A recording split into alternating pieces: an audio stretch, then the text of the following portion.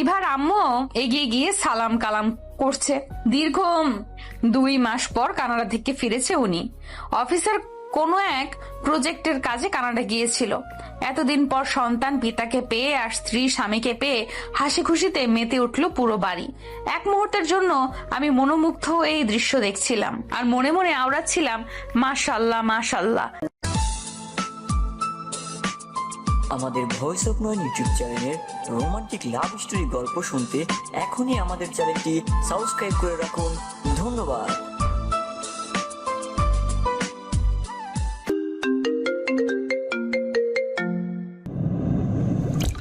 কি সুন্দর দৃশ্য, কি সুন্দর পরিবার, এক টুকরো ভালোবাসার মহল যেন। এসব ভাবতে ভাবতেই আমার চোখ ছলছল করে উঠল। মনের ভেতর উথাল ঢেউ, ঢেউয়ের তীব্রতা হয়তো এখনই চোখের যুগলের বাঁধ ভেঙে পানি উপচে পড়বে। এমন সময় শম্পা আমার মনের অবস্থা বুঝতে পেরে আমাকে অন্য কৌশলে হাসানোর চেষ্টা চালালো। আর যাই হোক, শম্পা সম্পূর্ণ আমাকে জানে। সে জানে আমার মনের সূক্ষ্ম সেই পিতৃহীন পরিবারহীন বেঁচে থাকার যন্ত্রণা। তাই আমাকে অন্যমনস্ক করার উদ্দেশ্যে বলে উঠল, আরে ইতু দেখ, ওই সাদা কাউয়াটা কি রে এটা? আমি এতক্ষণ খেয়ালই করি নাই যে মিস্টার সাখোয়াতের সাথে খুব সুন্দর একজন অষ্টাদশী কিশোরী এসেছে, যে কিনা এখন ইভানের গা ঘেঁষে দাঁড়িয়ে থাকার চেষ্টা করে ইভা আর মিসেস কোহিনুরের সাথে কথা বলায় ব্যস্ত। ইভান মেয়েটাকে খুব বেশি পছন্দ করছে বলে মনে হচ্ছে না। সে কেবল একটু পরপর খুব লুকিয়ে আর চোখে আমাকে দৃষ্টিতে রাখার চেষ্টা করছে। এত কিছু খেয়ালে এনেই আমি শম্পার উদ্দেশ্যে বললাম, কাউয়া কি? এগুলো কি ভাষা? সুন্দর করে কথা বলতে পারিস না? মেয়েটা নিশ্চয়ই ওদের রিলেটিভস হবে, আর সে যথাসম্ভব সুন্দরী, পুরো একটা বিদেশিনী পুতুল। তার সৌন্দর্যকে সম্মান দে। এই শুরু হয়েছে তোর জ্ঞান দেওয়া। শম্পা মুখ ভেঙিয়ে এইসব বললেও মনে মনে খুশি হয়েছে এটা দেখে যে আমি আর আগের মোটে নেই। যদিও আমি এসব ভেবে পেয়ে কষ্ট পাবে, কারণ এইটা তো তার জন্মগত কষ্ট। এক প্রকার সাথী হয়ে গেছে এই কষ্ট। কারণ এটা কি সাময়িক হতে পারে? ইভা বলেছিল মেহমান কারা আসবে সেটা নাকি সারপ্রাইজ, কিন্তু আমার বোধগম্য হচ্ছে না যে এটাতে সারপ্রাইজের কি হলো। সারপ্রাইজের শ খুঁজে পাচ্ছি না। তাই জিজ্ঞেস করার জন্য শম্পা অধৈর্য হয়ে ইভাকে ডেকে বসলো। ইভা আচমকা ডাক পেয়ে কিছুটা দৌড়ে এসে বলল, এই সরি বাবা আর জেসিকে পেয়ে আমি তোমাদেরকে ভুলে গিয়েছিলাম। এগুলো বলেই দুজনের হাত ধরে টানতে টানতে নিয়ে গেল সবার সামনে।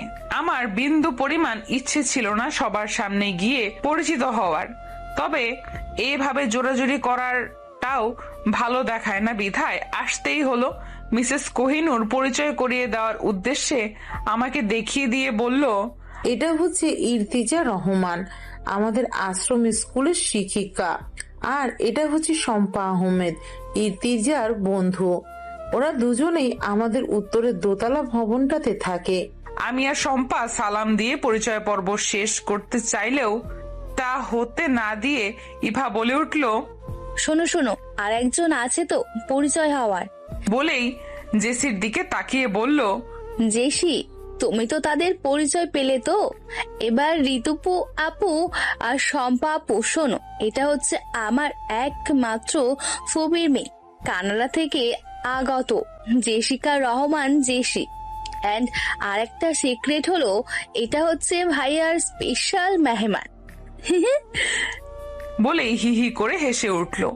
ইভার কথা শুনে ইভান চমকে উঠল, আর কিছু মুহূর্তের জন্য থেমে গিয়ে ভাবলো, তার মানে ইভা ভুল করে জেসিকে স্পেশাল মেহমান ভেবে বসে আছে, কিন্তু এটা তো সত্যি না। জেসি যে আসবে সেটা ইভান জানতো না। তাকে সারপ্রাইজ দিবে বলে হয়তো ইভাও না জানিয়ে লুকিয়েছে, কিন্তু ইভান একটুও সারপ্রাইজড হয় নাই। ইভার এই একটা সমস্যা, ছোটখাটো বিষয়গুলো ও সারপ্রাইজের কাতারে ফেলে রাখে। এগুলো মনে মনে ভাবলেও এই মুহূর্তে মুখ ফুটে কিছুই বলতে পারলো না। ইভার বলা কথাটা শুনেই আমি কেমন স্তব্ধ হয়ে গেলাম।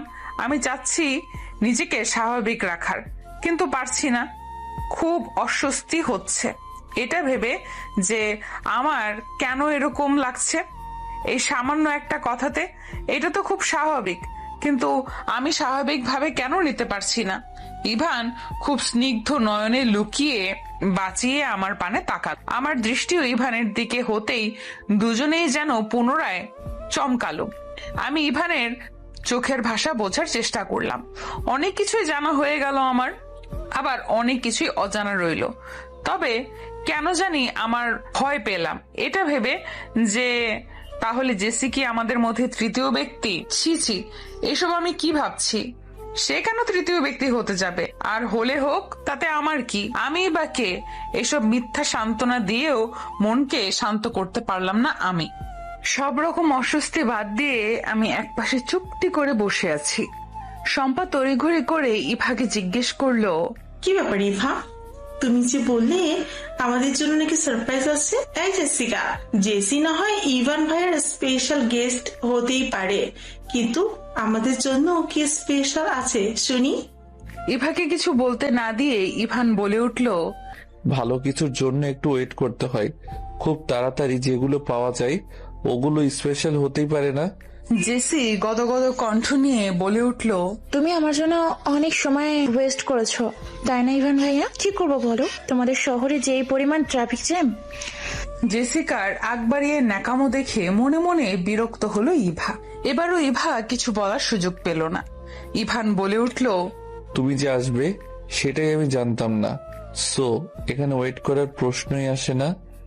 জেসি ভীষণ অপমান বোধ করলেও সেটা প্রকাশ না করে আবারও বলে উঠল, ইভান ভাইয়া, আমি আসাতে তুমি বুঝি খুশি হও নাই? আমি যে আসবো সেটা তো জানতে না, তার মানে আমাকে দেখে তুমি সারপ্রাইজ হয়েছো? বলেই নিজে নিজে লজ্জা পাচ্ছে।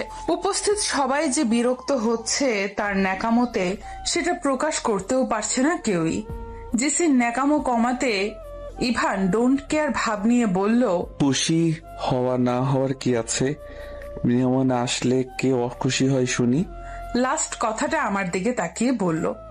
তাদের অপ্রকাশ্য তর্ক বিতর্কের মাঝে এসে উপস্থিত হলো লতা ও তার শ্বশুরবাড়ির ছোট ফ্যামিলি, হাজবেন্ড, শ্বশুর, শাশুড়ি আর ছোট ননদ। আমি আর শম্পা কোন রকমে দৌড়ে গিয়ে লতাকে জড়িয়ে ধরলাম। কতদিন পরে প্রাণপ্রিয় বান্ধবীর সাথে দেখা। এই ছিল তাহলে আমাদের সারপ্রাইজ। তবে সারপ্রাইজ পেয়ে আমি ভীষণ খুশি হলাম। লতার শাশুড়ির সাথে মিসেস কোহিনুরের একটা ঘনিষ্ঠ সম্পর্ক যুক্ত হয়ে যায়। রক্তের কোনো সম্পর্ক না, তাও তারা খুব ঘনিষ্ঠ। লতার শাশুড়ি ভাই ডেকেছে মিস্টার সাখওয়াত মির্জাকে, সেই থেকেই তাদের সম্পর্ক। তাই এখন লতা আর তার হাজবেন্ড তাদেরকে মামা মামি বলেই ডাকে। আমার কাছে ক্লিয়ার হলো যে ওই দিন গাড়িতে ইভানি ছিল। বান্ধবীকে পেয়ে জমিয়ে আড্ডা দেওয়া হলো। এরপর খাওয়া দাওয়ার পাট চুকিয়ে লতাদের বিদায় দিতে হলো। একটা জরুরি কাজ থাকায় খুব তাড়াতাড়ি বিদায় নিল ওরা। জেসি একটু বেশি ঢলঢলি করছে ইভানের সাথে। সবাই একসাথে কথা বললেও সেই কেবল ইভানকে নিয়েই কথা বলে, আর বাকি সবাইকে ইগনোর করে। আমার এসব ন্যাকামো সহ্য হচ্ছে না, তাই নিজের রুমে চলে আসলাম। এসে বিছানায় শুয়ে পড়লাম। মস্তিষ্ক ফাঁকা ফাঁকা লাগছে। কি হচ্ছে এসব আমি হিসাব মেলাতে পারছি না। হাজার রকম চিন্তা ভাবনা করতে করতে একসময় ঘুমের রাজ্যে পাড়ি জমালাম। দুপুর পেরিয়ে বিকাল হলো। এখন প্রায় সন্ধ্যা। আকাশে গোধূলি নেমে এসেছে। সন্ধ্যা হওয়ার জন্য কেবল মাগরিবের আজানের দরকার। ঘুম থেকে উঠে আমি ব্যালকনিতে গিয়ে বসলাম। আশেপাশে চোখ বুলিয়েও শম্পার দেখা মিলল না। হঠাৎ মনে পড়ল রুমে থাকাকালীন সময়ে শম্পা আমারে ডাকছিল, কিন্তু গভীর ঘুমে থাকায় শম্পার ডাক ঝাপসা শুনলেও চোখ মেলতে পারে নাই আমি। এখন শম্পাকেও খুঁজে পাচ্ছি না। কই গেল মেয়েটা? এসব ভাবতে ভাবতেই গেটে নজর গেল। ইভা, শম্পা, ইভান, জেসি সহ সবাই বাহির থেকে এদিকেই আসছে। আমি বুঝে গেলাম ওরা কোথাও ঘুরতে গিয়েছিল বোধহয়। এক মুহূর্তে আমার মাথাটা গরম হয়ে গেল। রাগে শরীর কাঁপছে, তাও চুপটি করে ঠায় দাঁড়িয়ে রইলাম। দোতলা হওয়ায় নিচতলা থেকে আমাকে স্পষ্ট দেখতে পেল ওরা। দেখে ইভা ডাকলো, ইরতু আপু, নিচে আসো। আমি শুনেও না শোনার ভান করে অন্যদিকে দৃষ্টি দিয়ে দাঁড়িয়ে আছি, কিন্তু ইভা থামছে না। সে সমানে ডেকেই যাচ্ছে। তাই আমি জোর করে হাসার চেষ্টা করলাম আর বললাম, আমার ভালো লাগছে না, শরীরটা বেশি ভালো না, তোমরাই আড্ডা দাও। কথা বলে হন হন করে চলে গেলাম রুমে। শম্পা বুঝতে পারলো আমার সম্পূর্ণ রাগ থেকে এইভাবে এই কথাগুলো বলল।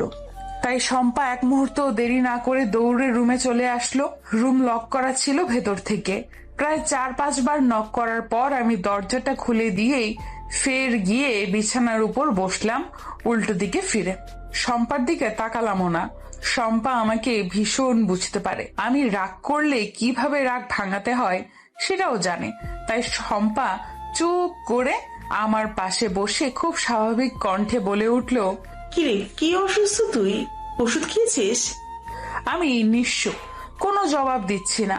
শম্পা জানে চুপ করে থাকলে রাগ থেকে যাবে। চুপ করে থাকার চেয়ে চিৎকার চেঁচামেচি করাও ভালো, তাহলে ভেতরের রাগটা বের হয়ে আসে। তো এখন আমাকে কথা বলানোর জন্য আমাকে আরো এগিয়ে দেওয়ার উদ্দেশ্যে শম্পা বলল, তোর এত ডাকাটাকি করলাম, উঠলি না? আমরা কত মজা করলাম। আমি রাগে দুঃখে 2 হাতে মুখ থেকে কান্না করা শুরু করলাম। শম্পা থমথমে অবস্থায় পড়ে গেল। মেয়ে মানুষ এমনই, তারা কখন কি করে বোঝা বড় দায়। অনেক কঠিন পরিস্থিতিও চোখের পানি লুকিয়ে সামনে এগোতে পারে, আবার অনেক সময় সামান্য বিষয়টাও যেন নিতে পারে না। আর কিছু কিছু মেয়ে তো আছেই, অল্পতে খেতে দেয়। আবার অনেকে অতি রাগে দুঃখে অভিমানেও কান্না করে ফেলে। শম্পা খুব সযত্নে আমাকে আলতো করে জড়িয়ে ধরে বলল, মৃত্যু পাখি, কি হয়েছে? নারীর মন ভীষণ নরম, একটু আশ্বাস পেলেই সব রাগ অভিমান ভুলে যায়। আমার বেলায়ও সেটাই হলো। তবে আমি শম্পার থেকে নিজেকে ছাড়িয়ে নেওয়ার চেষ্টা করে বললাম, এই প্রথম তুই আমাকে ছাড়া কোথাও ঘুরতে গেলি। আমি কষ্ট পেয়েছি কিনা ভেবেছিস? ওদের পেয়ে আমাকে ভুলে গেলি? শম্পা তো জানেই এই কারণেই আমার এত এত অভিমান। তাও তার মুখ থেকে শুনলো। আমার চোখের অবশিষ্ট পানিটা গাল বেয়ে পড়ে যাওয়ার আগেই শম্পা নিজ হাতের আঙুলের সাহায্যে মুছে দিয়ে বলল, লক্ষ্মী বোন আমার, শুনবি তো আগে যে কি হয়েছে? আমি এবার কান্নাকাটি বন্ধ করে নিজেকে প্রস্তুত করে শম্পার দিকে ফিরে বসলাম কি হয়েছে সেটা জানার জন্য। শম্পা একদমে বলা শুরু করলো, তুই চলে আসার পর আমি চলে আসতে চাইলেও ইভা দিল না আসতে, বললো আরেকটু থেকে যাও। তারপর প্রায় আধা ঘন্টা পর ওই বেয়াদব মেয়ে জেসি শুরু করেছে ইভান যেন তাকে নিয়ে ঘুরতে চায়। আঙ্কেল আন্টি সবাই বোঝালো যে এতটা পথ জার্নি করে এসেছো তো একটু রেস্ট নাও। আসলে তো আজকেই বাকি দিনগুলো তো পড়েই আছে ঘুরোঘুরি করার জন্য। সে বলে উঠলো, ইভান ভাইয়ার অনার্স এর ফাইনাল এক্সাম শুরু হবে লাস্ট উইকে। তো মামুনি, তোমার কি মনে হয় যে তোমার আদরের ছেলে আমাকে নিয়ে আর বের হবে? আন্টি বলল যে ইভা না নিয়ে গেলে ইভা নিয়ে বের হবে। তুই ঘুরতে এসেছিস তো ঘুরতে পারলেই হলো, কাকে নিয়ে ঘুরলি সেটা তো বিষয় না। এত কিছুর পরেও সে কিছুতেই রাজি হচ্ছে না। সে যাবে বলেছে মানে যাবেই। অন্যদিকে ইভান রুমের দরজা লক করে বসে আছে। সে কিছুতেই জেসিকে নিয়ে বের হবে না। এই কথা শুনে জেসি খুবই অপমানিত হয়ে তার মাকে কল করে বসেছে। কান্নাকাটি করে মাকে বলতে শুরু করলো, মামা, আমাকে তুমি এখানে পাঠিয়েছো কেন? ওরা আমাকে অপমান করা শুরু করে দিয়েছে। বাবা মার আদরের দুলালি হওয়ায় ইভানের ফুপিও রাগারাগি শুরু করে দিয়ে বলতে লাগলো, কেন তার মেয়েকে ইনসাল্ট করা হচ্ছে। তার মেয়ে যখন যা চায় তখনই যেন সব পায়, এই ঘোষণা দিয়ে উনি ফোন রেখে দিয়েছে। ইভার মা বাবা জানে তার বোন আর বোনের মেয়ের সম্পর্কে। এই মেয়েকে আনতে চায় না, সে নিজেই পাগল পাগল হয়ে আসছে। আসলেই যে ওদের সমস্যা বাড়ে সেটা তাদের পূর্ব অভিজ্ঞতা আছে। দিশেহারা হয়ে মিসেস কোহিনূর তার ছেলে ইভানকে বুঝিয়ে সুঝিয়ে রাজি করিয়ে বের করলো। বের হয়েই শম্পা ইশারা করলো ইভান। ইশারা করে কি বলছে প্রশ্নটা করলো শম্পা। আমি জবাব দিলাম, আমি কিভাবে জানবো? না বললে? ইভান শম্পাকে ডেকে বলল, শম্পা, তুমি বরং টিচারকে ডেকে নিয়ে আসো, সবাই মিলেই বের হই। তারপর আর তোকে কি আর ডাকাডাকি করলাম, কিন্তু তুই তো উঠলি না। সবটা শুনে আমি একটা নিঃশ্বাস ফেলে বললাম, কোথায় গিয়েছিলি ঘুরতে? শম্পা হেসে দিয়ে বলল, আরে ওই জেসি বেহায়াটা যতটা না জেদি, তার চেয়ে বেশি জেদি আর বুদ্ধিমান আমাদের ইভান ভাই। সেও শুধু বাসা থেকে বের হয়ে স্কুলের আশপাশ ঘুরেছে, আর ওই যে রাস্তার ডান পাশে বড় খেলার মাঠ আছে, ওইখানে একটু বসে থেকেই চলে এসেছে। আমি নিরুত্তর। শম্পা ফের বলল, মজার ব্যাপার কি জানিস, ইভান ভাই যে আমাদের সাথে লোক সেটা তার ভাবসাব দেখে বুঝাই যায়নি। মনে হচ্ছিল সে অন্য লোক, আমাদের কারোর সাথে কোনো রকম কথাই বলেনি, শুধু হেঁটেছে যা। শম্পা আরো কিছু বলতে নিবে এমন সময়ে আমাদের দরজায় কেউ নক করলো। আমি আগের ন্যায় বসে আছি। শম্পা গিয়ে দরজা খুলে দিয়ে হা করে তাকিয়ে আছে। কিছু যে বলবে ভাষা খুঁজে পাচ্ছে না হয়তো। ভীষণ অবাকও হয়েছে। অবাক হওয়ারই কথা, যে মানুষ কখনো তাদের দরজায় আসেই নাই কিংবা আসার কথাও না, সে আজ তাদের দরজায় দাঁড়িয়ে। শম্পা আর আগন্তুক ব্যক্তির কোন রকম সারা শব্দ না পেয়ে আমি দরজার দিকে দৃষ্টি নিক্ষেপ করলাম। দৃষ্টি যেন আটকে গেল কিছু মুহূর্তের জন্য। সাথে সাথে বিছানায় বসে থাকা অবস্থা থেকে সোজা হয়ে দাঁড়িয়ে গেলাম। আমাকে কোন রকম সিনক্রেট করার সুযোগ না দিয়ে শম্পাকে পাশ কেটে ইভান সোজা রুমে ঢুকে আমার পাশে এসে দাঁড়ালো। আমি নড়াচড়া করার কথাও যেন ভুলে গেলাম। পাঞ্জাবির পকেট থেকে একটা বেলি ফুলের মালা বের করে ইভান কিছুটা নিচু হয়ে খুব যত্ন সহকারে আমার বাম হাতে এমন ভাবে পরিয়ে দেওয়ার চেষ্টা করলো যেন খুব বেশি স্পর্শ করা না লাগে। চাইলেই হাত স্পর্শ না করেও মালা পরানো যায়, আর ইভান সেটারই চেষ্টা করছে। শম্পা আর আমি অবাক হয়ে সবকিছু হজম করছি। এই মুহূর্তে এমন কাহিনীতে কেমন অনুভূতি হচ্ছে সেটাও যেন অনুভব করতে ভুলে গেছি আমি। ইভান কোন রকম কথাবার্তা ছাড়াই মালাটা বেঁধে দিয়ে পেছনে ফিরে চলে আসতে নিবে এমন সময় দেখে জেসি দরজায় দাঁড়িয়ে। ইভানকে দাঁড়িয়ে থাকতে দেখে শম্পা আর আমিও চাইলাম দরজায়। ভয়ে গলা শুকিয়ে কাঠ হয়ে গেল আমার। পরিস্থিতি ভয়াবহ হতে পারে আশঙ্কা করছি আমি। মনে মনে দোয়া ইউনুস পড়ছি।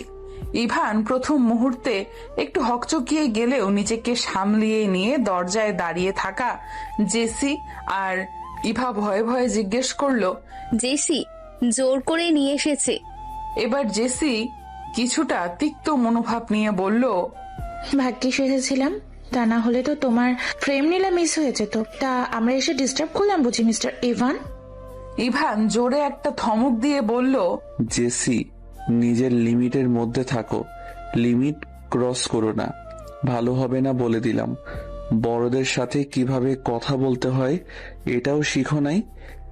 জেসিও হজম করার মতো মেয়ে না, সে আরো চেঁচিয়ে বলে উঠল, তুমি নিজের লিমিটের মধ্যে আছো ইভান ভাইয়া। একটা থার্ড ক্লাস মেয়ের সাথে তুমি নিজেকে জড়াচ্ছ। ওর মতো একটা মেয়ের সাথে তো আমার মিশতেই রুচিতে বাঁধে। না আছে রূপ, না আছে পরিবার, বংশগত যোগ্যতা। ওরা কোন ছেলেই কখনো বিয়ে করার জন্য পছন্দ করবে বলো? আমার তো মনে হয় না। জেসি তার কথাটা শেষ করতে না করতেই ইভান সজোরে একটা থাপ্পড় মারলো জেসির গালে। আশপাশ স্তব্ধ হয়ে গেল। জেসি নিজের গালে হাত দিয়ে অগ্নি দৃষ্টি নিক্ষেপ করলো ইভানের দিকে। ইভান আঙুল উঠিয়ে বলল, কে কাকে বিয়ে করার জন্য পছন্দ করবে আর কে কাকে বিয়ে করার জন্য পছন্দ করবে না সেটা তোমার দেখার বিষয় না। এসব ফালতু কথা বলে নিজের নিচু মন মানসিকতার পরিচয় দেওয়ার কোনো মানেই হয় না জেসি। আর আমার সামনে ইর্তিজাকে খারাপ কিছু বলবে সেটা আমি মেনে নিব ভেবে থাকলে খুব ভুল হয়ে যাবে। জেসি গালে হাত রেখেই কান্না ভেজা চোখে বলে উঠল, তাই বলে একটা রাস্তার মেয়ের জন্য তুমি আমাকে মারবে? এই জাস্ট শাট আপ। কাকে রাস্তার মেয়ে বলছিস? বেশ জোরালো মেজাজে কথাটা। তুই নিজেকে খুব সুন্দরী মনে করিস তাই না? তোর উপরটাই সুন্দর, ভেতরটা পুরোই পাতিলের কালিতে ভরপুর। শোন, তোকে ভালো করে একটা কথা বলে, কসমেটিক দিয়ে 2.5 ইঞ্চি মেকআপ করে না কোনো লাভ নেই, বুঝলি? আগে ভেতরটা পরিষ্কার কর। শম্পাকে আর কিছু বলতে না দিয়ে আমি বললাম, থাম না, বাদ দে। কাকে কি বলছিস? সে এগুলো বুঝবে বলে তোর মনে হয়? এগুলো বোঝার জন্য তো একটা সুন্দর মনের দরকার, যেটা ওর আছে কিনা সন্দেহ। আর শুনো জেসি, কি যেন বললে? হ্যাঁ, আমাকে কেউই বিয়ে করার জন্য পছন্দ করবে না, তাই তো? তো শুনে রাখো, প্রতিটা মানুষের জন্য 50,000 বছর আগে নির্ধারিত জীবনসঙ্গী কপালে জুটবে, তা আমরা সুন্দর হলেও আর না হলেও। আমি একটা জিনিস বুঝতে পারি না, আল্লাহ আমাদেরকে যে রঙে সৃষ্টি করেছেন, হোক সে ফর্সা, শ্যামলা, কালো, সেটাকে কৃত্রিম সাজগোজ দিয়ে ঢেকে অন্যের চোখে আকর্ষণীয় হতে হবে কেন? নিজের ন্যাচারাল লুকে কি সমস্যা?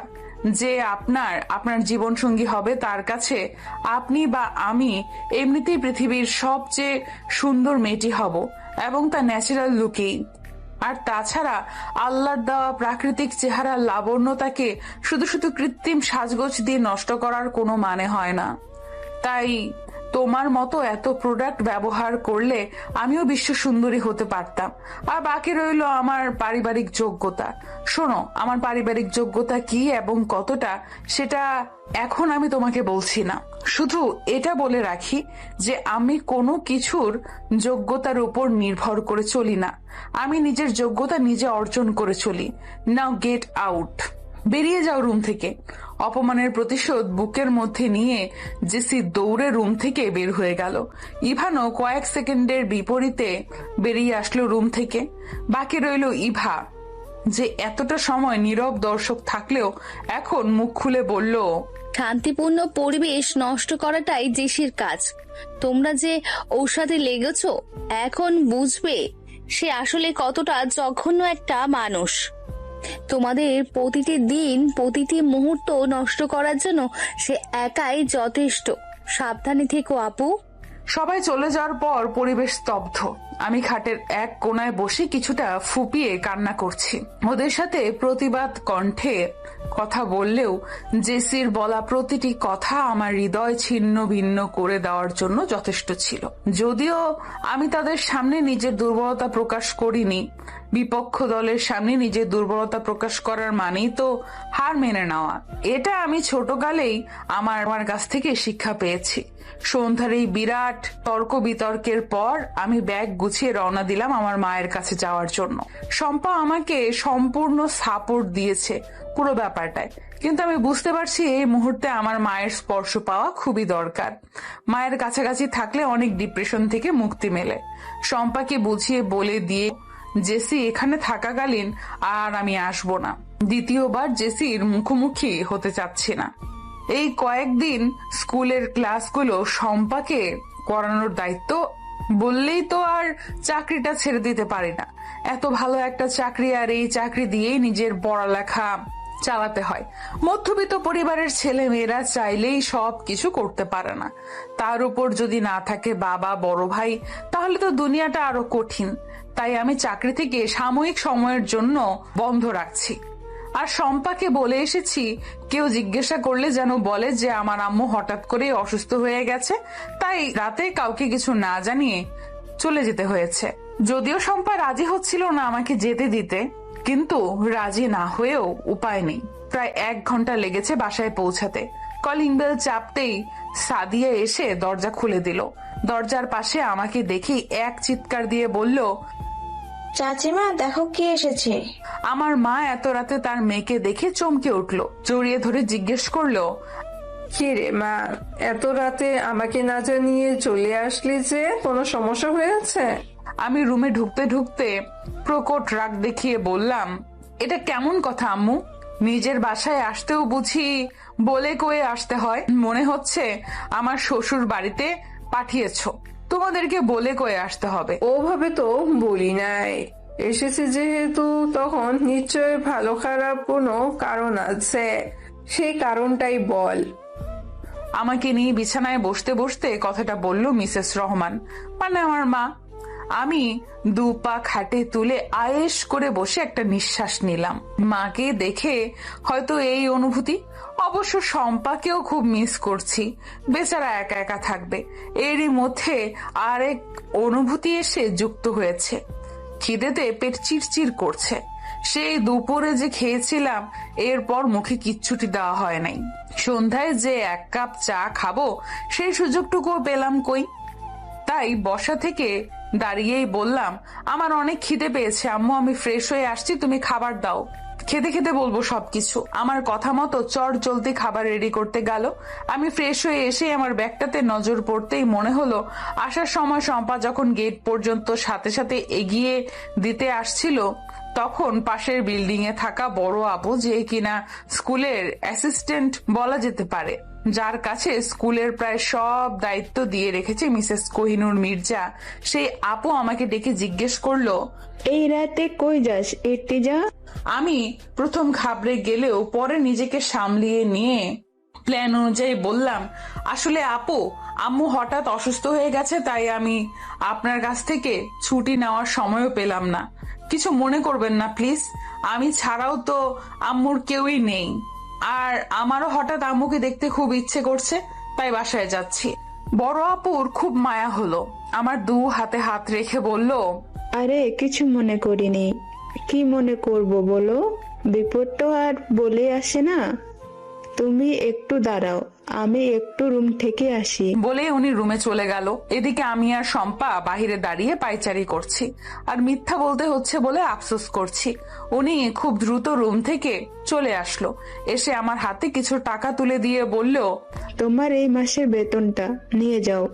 আমি ভীষণ অস্বস্তিতে পড়ে গিয়ে বললাম, আপু, এই মাস শেষ হতে তো আরো 2 দিন বাকি, আর আমি তো মাসের প্রথম থেকেই জয়েন করিনি। বড় আপু আমার হাতে জোর করে টাকাটা গুজে দিয়ে বলল, যে সময় থেকে শুরু করো না কেন, স্যালারি সম্পূর্ণতা পাবে। এটা আমাদের মিসেস মির্জার রুলস। আর 2 দিনের জন্য কি এমন হবে শুনি? এখন তোমার টাকাটা প্রয়োজন। রাত হয়ে যাচ্ছে, কথা না বাড়িয়ে তাড়াতাড়ি চলে যাও। আর শুনো, ফিরতে দেরি করো না কিন্তু। ব্যাগ থেকে টাকাটা বের করে আম্মুর হাতে দিয়ে বললাম, রাত হয়ে গেছে, কিছু আনতে পারিনি, তুমি তোমার প্রয়োজন মতো খরচ করো। আম্মু টাকাটা হাতে নিয়ে ঠায় দাঁড়িয়ে আছে। ওনার মনের ভেতর কি চলছে সেটা আমি জানি, তাই তাড়া দিয়ে বললাম, কই দাও খাই, খিদায় মরে যাচ্ছে যে। আম্মু চোখের পানি লুকিয়ে হাসার চেষ্টা করে আমাকে খাবার দিতে দিতে বলল, পুরো মাসের বেতন দিয়ে দিল যে? আমি খাবার খেতে খেতে বললাম, দিল। এইটাই নাকি মিসেস মির্জার রুলস। আম্মুকে আর কিছু বলার সুযোগ না দিয়ে আমি আবার বললাম, স্কুল আর ভার্সিটি একসাথে বন্ধ পেলাম, আবার মাসের শেষও হয়ে আসলো, তাই চলে আসলাম। এবার পেলে তো চলে আসার কারণ। এখন আম্মুকে কিছুটা স্বাভাবিক লাগছে। খাওয়া দাওয়া শেষ করে এবার একটা জম্পেশ ঘুম দেওয়া দরকার। নিজের বিছানায় আলাদা একটা শান্তির ঘুম হয়। শম্পাকে একটা টেক্সট করে জানিয়ে দিলাম, শম্পা রানী, আমি পৌঁছে গেছি, এখন শান্তির ঘুম দিব, তুইও ঘুমায় যা। আম্মুকে জড়িয়ে ধরে শুয়ে পড়লাম। মাথায় অনেক রকম চিন্তা ভাবনা উকি দিতে চাইছিল, কিন্তু আমি একদমই পাত্তা না দিয়ে ঘুমানোর চেষ্টা করলাম। আমি এখানে আসার আজকে 1 দিন গিয়ে 2 দিনে পড়লো। দিনকাল তো অতটা খারাপ যাচ্ছে না এখানে। সব বন্ধু বান্ধবরা মিলে গ্রুপ কলে আড্ডা দিচ্ছি, বারবার আমাকে নক করা হচ্ছে কলে জয়েন হতে, কিন্তু আমি ইচ্ছে করেই জয়েন হচ্ছি না, কারণ আমি জানি এখন জয়েন হলেই সবাই মিলে ধরবে আমাকে, কেন ক্লাসে যাই না, কেন এটা করি না, কেন ওইটা করি না, ইত্যাদি ইত্যাদি। শেষমেশ না পেরেই আমি কলে জয়েন হলাম। সবাই একসাথে 1000 খানেক প্রশ্ন ছুড়ে দিল। আমি আগে থেকেই জানতাম এমন হবে, সে প্রস্তুতি নিয়েই এসেছি, কিছুই বলবে না এই ঝামেলার দলের লোকদের। জয় জিজ্ঞেস করলো, কি রে ঋতু, বাসায় চলে গেলি শুনলাম? নাদিয়া বলে উঠলো, আরে পাখি তো খাঁচায় আটকে গেছে, আসবে কিভাবে? শম্পাকে উদ্দেশ্য করে জিজ্ঞেস করলো সাবিনা, আমাদের তো ইভান ভাইয়ের সাথে রাগ করে চলে গেছে নাকি রে শম্পা? আমি এবার কিছুটা চটে গিয়ে বললাম, এইটা কি শুরু করলি তোরা? ইভান কে? ওর সাথে কি আমার রিলেশন আছে, নাকি সে আমাকে এখন পর্যন্ত প্রপোজ করেছে? হুদাই তোরা ব্যাপারটা বাড়াচ্ছিস। সবাই একসাথে চিল্লে বলে উঠলো, ওরে বাবা, তার মানে তুই চাস সে প্রপোজ করুক? ওদের এই কথা শুনে মাথায় হাত দিয়ে বসে আছি, কি বললো আর কি বুঝলো। সাবিনা এবার সবাইকে চুপ করিয়ে বলল, শোনিস তো, প্রপোজ করাটা খুব গুরুত্বপূর্ণ নয় ভালোবাসার জন্য। প্রপোজ করলো মানে সে তোকে ভালোবাসে, আর তো না হলে ভালোবাসে না, এমনটা কিন্তু না। এই হয়েছে তোরা একটা প্রেম বিশেষজ্ঞ, প্রেম নিয়ে আমাকে জ্ঞান দিতে হবে না। এই বিষয় ছাড়া অন্য কিছু নিয়ে কথা বল, না হয় আমি কল থেকে লিভ নিব। এইভাবেই চলছে আমার দিন। 2 দিন পর ইভান ডিরেক্ট আমাদের বাসার নিচে বাইক নিয়ে চলে আসলো। রুমের দরজায় গিয়ে কলিং বেল চাপলো। মা এসে দরজা খুলে দিয়ে একটু অবাক হলো, কারণ উনি এর আগে ইভানকে দেখে নাই। ইভান সালাম দিল। আসসালামু আলাইকুম ওয়া রাহমাতুল্লাহি ওয়া বারাকাতুহু আন্টি। ওয়ালাইকুম আসসালাম ওয়া রাহমাতুল্লাহি ওয়া বারাকাতুহু। আন্টি ভিতরে আসবো? মা একটু লজ্জা পেয়ে গেলেন ইভানকে এখনো ভেতরে আসতে না বলায়। বললেন, হ্যাঁ বাবা আসো, কিন্তু তোমাকে তো ঠিক চিনলাম না। আমি ইভান মির্জা, মিসেস কোহিনুর মির্জার ছেলে। মা চিনে ফেললো মুহূর্তের মধ্যেই। বুঝে নিলেন হয়তো স্কুলের ব্যাপারে কিছু বলবে আমাকে। উনি কিছু বলার আগেই ইভান বলল, আন্টি ইর্তিজাকে একটু ডেকে দিবেন। মা এখান থেকে ডাক দিল। আমি বিছানায় শুয়ে দেওয়ালে পা ঠেকিয়ে বই পড়ছিলাম। মায়ের ডাকে বইটা রেখে ওই অবস্থাতেই ড্রয়িং রুমে চলে এসে এক মুহূর্ত ইভানকে দেখেই আবার ফের দৌড় লাগালাম রুমে। ইভান নিচের দিকে তাকিয়ে মুচকি হাসলো আমার কর্মকাণ্ডে। এরপর আমি ভালো করে ওড়নাটা মাথায় দিয়ে গুটি গুটি পায়ে আসলাম ইভানের সামনে। মা চলে গেলেন হালকা নাস্তার ব্যবস্থা করতে। ইভান শান্ত কণ্ঠে বলল, বসো। আমি চুপটি করে সোফায় বসে রইলাম। ইভান ঠিক আমার মুখের সামনে এসে বসেছে। কি সমস্যা তোমার? কি এমন হয়েছে যে চলে আসতে হবে? ভার্সিটিও তো যাচ্ছ না। আমি ছোট্ট করে জবাব দিলাম, আম্মু অসুস্থ, তাই দেখতে এসেছি। এই একদম মিথ্যা বলার চেষ্টা করবে না আমার সাথে। তোমার আম্মু কেমন অসুস্থ সেটা তো আমি নিজের চোখে দেখলাম। অসুস্থ ছিল, আমি আসছি বলে আমাকে দেখে এখন কিছুটা সুস্থ হয়ে গেছে। আর তুমি চলে আসাতে যে আমি অসুস্থ হয়ে গেছি সেটা দায়ভার কে নিবে? আমি মানসিকভাবে অসুস্থ ইর্তিজা, বোঝো একটু। আমি নিচের দিকে তাকিয়ে আছি, কিছু বলার সাহস পাচ্ছি না, আর না পারছি তাকাতে। ইভান ফের বলা শুরু করলো, কি এমন চেয়েছি তোমার কাছে? বলেছি আমার সাথে প্রেম করো। কথা বলতেও কি বলেছি? নাকি তোমাকে এভরি টাইম ডিস্টার্ব করি আমি? জাস্ট তোমাকে একটু দেখি, এটাই তো। এর থেকে বেশি কিছু করেছি কিংবা চেয়েছি কি? কিন্তু তোমার এগুলো ভালো লাগছে না। রাস্তার বকাটে ছেলেদের মতো দিনরাত উত্তক্ত করতাম, তাহলে তোমার ভালো লাগতো। তখন নিশ্চয়ই পটে যেতে। তুমি যদি বাধ্য করো তাহলে আমি বকাটেই হব। যত দ্রুত সম্ভব চলে এসো। বাই। বলেই রুম থেকে বেরিয়ে গেল। আমি পেছন থেকে ডাকার চেষ্টা করলাম, কিন্তু বুঝতে পারলাম কাজ হবে না। এরপর কি হবে ভেবেই আমার মাথা ঘুরছে। গগন কাঁপিয়ে সূর্য উঠেছে। কাঠ ফাটা রোদে আমি আমার আম্মুকে নিয়ে মির্জা বাড়িতে এসে উপস্থিত হয়েছি। এইখানে আসার পর শম্পাও তাদের সাথে যুক্ত হয়েছে। মিস্টার সাখওয়াত মির্জা আমার আর মাকে জরুরি ডেকেছে। আমার আম্মু মিসেস রহমান ভীষণ ভয় পাচ্ছে এটা ভেবে যে হঠাৎ কেন তাকে সহ ডাকা হলো। সেদিন তর্ক বিতর্ক হওয়ার পর জেসি বাসার মধ্যে তুল কালাম লাগিয়ে দিয়েছে। সেদিনের ব্যাপার নিয়ে জেসি খুব সিনক্রেট করেছে। ইভান তাকে মেরেছে। তো এটা কি এত সহজে মেনে নেওয়ার মতো মেয়ে সে? জেসি তার আব্বু আম্মুকে ফোন দিয়ে সব জানিয়ে বলেছে যেন অতি শীঘ্রই বাংলাদেশে আসে। আব্বু আম্মু এসে বিচার করবে, এটাই জেসির মূল বক্তব্য। মির্জা সাহেব বলেছে তিনি যা বিচার করার করবে, কিন্তু তাতে জেসির হচ্ছে না। সে চায় তার বাবা মা এসে ইভানের চেয়ে আমার বিচারটা বেশি করুক। মির্জা বাড়ির ড্রয়িং রুমের সোফায় চোখ লাল করে মুখ ফুলিয়ে বসে আছে জেসি। মূলত এটা বিচার সভা। শম্পা, ইভা, আমি আর আম্মু সবাই একসাথে এক পাশে দাঁড়িয়ে আছি। কারোর আর বুঝতে বাকি নেই এখানে কি হতে চলেছে, কারণ সেদিনের ঘটনার সাক্ষী তো সবাই নিজেই।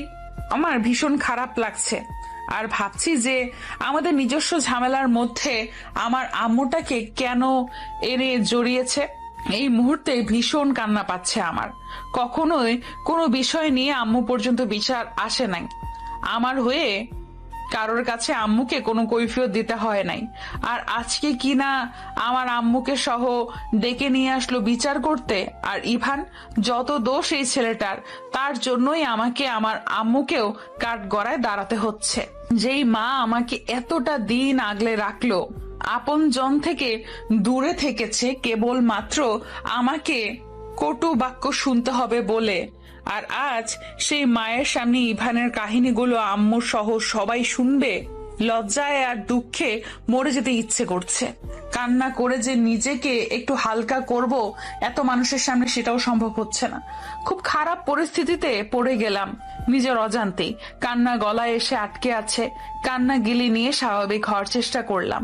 হঠাৎ মা একটা হাত আমার হাতকে আঁকড়ে ধরলো, আর শম্পা তার একটা হাত আমার কাঁধে রাখলো আলতো করলে। বুঝলাম তারা আমার মনের অবস্থা বুঝতে পেরে আমাকে সাপোর্ট দিচ্ছে। দুনিয়ায় এই দুইটা মানুষ আমার আপন, ভীষণ আপন। এই দুইজন আমাকে খুব বুঝে।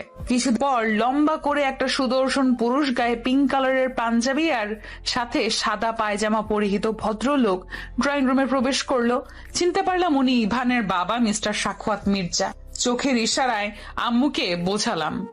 উনি বসেই আমাদের দিকে দৃষ্টি নিক্ষেপ করে আম্মুর উদ্দেশ্যে বলল, আপনি বাচ্চা পোলাপান গুলোকে নিয়ে দাঁড়িয়ে আছেন যে, বসুন বসুন। ইভামা, তুমিও কি আন্টিকে বসতে বলো নাই? আম্মু তড়িঘড়ি করে বলল, না ভাই, বলেছে। তাহলে বসছেন না কেন? বসেন। দাঁড়িয়ে থাকাটা খারাপ দেখায় না। আপনি তো আমাদের মেহমান। জেসি বাদে সবার মুখ হাস্য উজ্জ্বল হলো। মা অনেকটা সহজলভ্য অনুভব করলো। আমার পানে তাকালো, আমার চোখের ইশারায় বোঝালো বসতে। তিনি বসলেন। সবাই দাঁড়িয়েই রইল। মিস্টার মির্জা ইভার উদ্দেশ্যে বলল, ইভা, যাও তো তোমার ভাইকে ডেকে নিয়ে আসো। ইভা গেল ইভানকে ডাকতে। আমি ভয় পাচ্ছি খুব, না জানি কি হয়।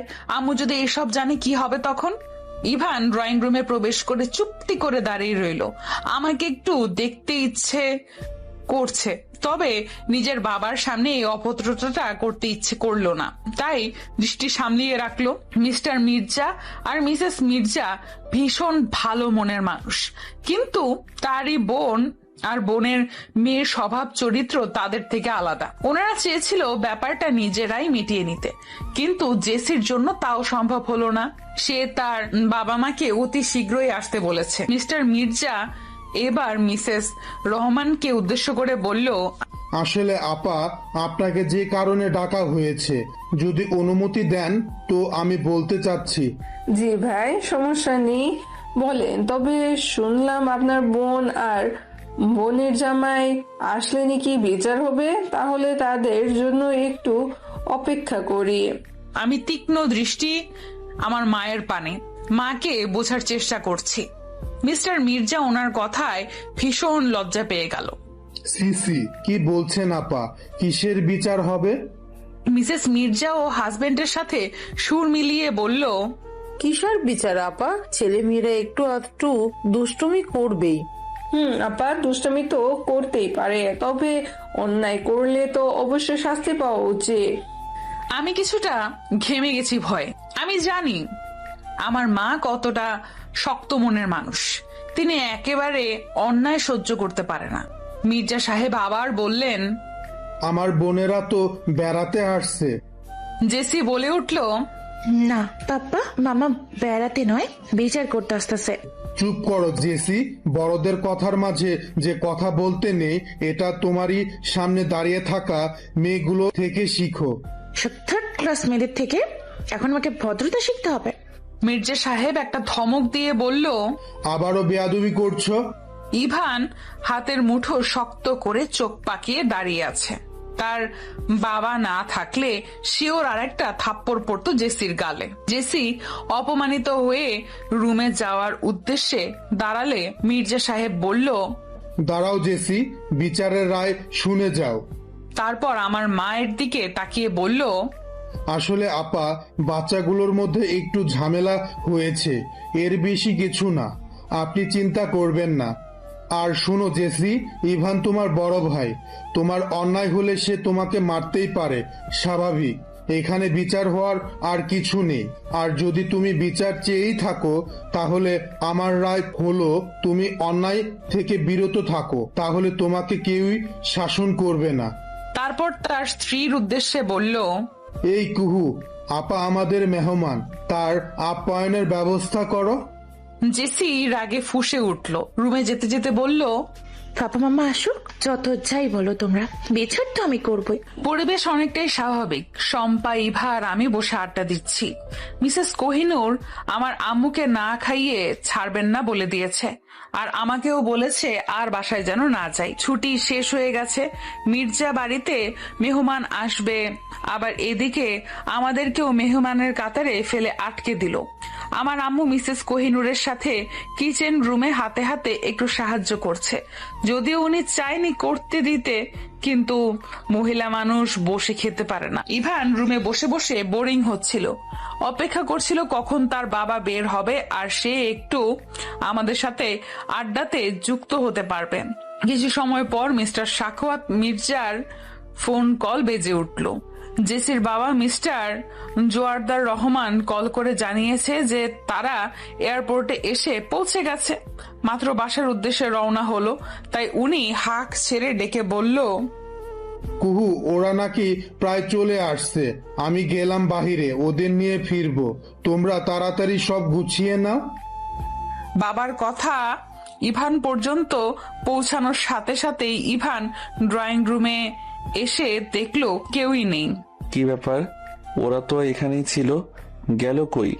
আম্মু, এই আম্মু। কি হয়েছে বল? ইভাকে দেখছি না যে, এখানে না ছিল? দেখো রুমে থাকবে, আর নয়তো ছাদে। ইভান বুঝলো রুমে নয়, ওদেরকে ছাদেই পাওয়া যাবে, কারণ রুমে থাকলে অন্তত আওয়াজ পাওয়া যেত। শম্পা আর ইভা লেবু কেটে শুকনা মরিচ গুঁড়ো করে ওগুলো দিয়ে লেবু মাখা করছে খাওয়ার জন্য। আমি এতক্ষণ ওদের সঙ্গে থাকলেও এখন হঠাৎ খেয়াল করলাম ছাদের কাঠ গোলাপ গাছটায় খুব সুন্দর একটা হলুদ আর সাদার মধ্যে ফুল ফুটেছে। এক থোকা একটা ফুল ফুটেছে, বাকিগুলো কলি। মনে হচ্ছে আজ প্রথম ফুল এসেছে। আমি ফুলটার কাছে গিয়ে দেখছি আর মুচকি হেসে নাকের সামনে গিয়ে সুগন্ধ নেওয়ার চেষ্টা করছি। নিচু হওয়ার থেকে উপরে উঠেই দেখি ইভান সামনে দাঁড়িয়ে আছে। হঠাৎ ইভানকে দেখে ভূত দেখেছে মনে করে চিৎকার দিতে যাব, অমনি ইভান আমার মুখ তার হাত দ্বারা আটকানোর চেষ্টা করলো। তাৎক্ষণিক আমি থেমে গিয়ে বললাম, আপনি এখানে কি করছেন? ও মা, আমার ছাদে আমাকেই বলে কি করছি? না মানে ছাদ তো আপনারই, আমি তো আর বলিনি যে আমার। আমার মানেই তো তোমার। মোটেও না। কেন না? আমি এই অধিকার নিতে চাচ্ছি না। কিন্তু আমি দিতে চাচ্ছি। যে নিতে চাচ্ছে আপনি বরং তাকেই সব অধিকারটা দেন। তুমি না হলে কেউই না। আমার সব অধিকার তোমার নামে হোক, অন্য কারো নামে নয়। আমি নিরুত্তর। কাঠগোলাপ তোমার পছন্দ? সব ফুল আমার পছন্দ। আর তুমি নামক ফুলটা আমার ভীষণ পছন্দের। ফুল ফুটলে কত মানুষই পছন্দের লিস্টে রাখে, পচে যাওয়া ফুলকে আর কয়জনই বা আগলে রাখে? প্রিয় ফুল পচে গেলেও তারা আগলে রাখে। যাদের কাছে ফুল আর ফুল দেওয়া মানুষটা স্পেশাল হয়। আর তুমি তো আমার আস্ত একটা ফুল, তোমাকে আগলে রাখবো না? কিন্তু এত সব আমি চাচ্ছি না। কিন্তু তুমি চাচ্ছটা কি? আমি কিছুই চাচ্ছি না। নিরামিষ একটা। ভালো হয়েছে, আমি নিরামিষই। যে বা যারা আমিষ তাদের নিকট যান। বলে বাবা, রাগও আছে দেখি। আমি কিছু না বলে চলে যেতে নিলাম, ইভান তার হাতটা ধরে আটকায়। এই প্রথম ইভান আমার হাত স্পর্শ করলো। আমি ভয় পেয়ে বললাম, এই কি করছেন?